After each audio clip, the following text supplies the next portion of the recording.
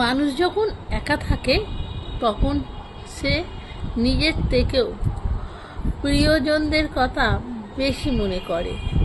আর প্রিয়জন বলতে ভালো বন্ধুদের কথা, যাদের চট করে ভোলা যায় না, তাদের সঙ্গে কাটানোর সময়, তাদের সঙ্গে কিছু সুন্দর মুহূর্ত, সেগুলোই বারবার মনে পড়ে যায়।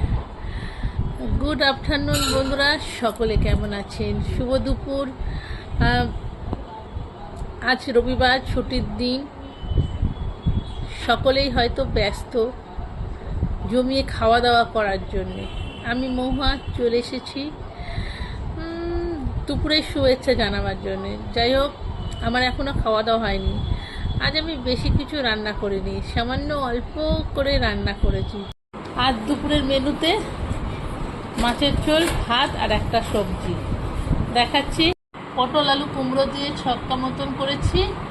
মাছের ঝোল, রবিবার বলেই যে বেশি মেনু তা নয়, আজকে খুব অল্প মেনু। আর ভাত। এক একদিন না ভালো লাগে না বেশি কিছু করতে, তখন মনে হয় অল্প করে কিছু খাওয়া দাওয়া করি।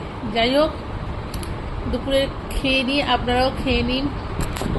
আর তারপরে এখন ওয়েদারটা সেরকম গরম নেই, বৃষ্টিও পড়ছে না, বেশ মেঘলা মেঘলা করে আছে, ঘুমোটও আছে।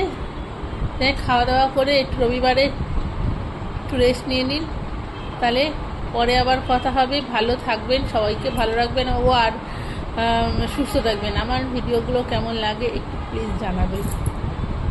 টাটা।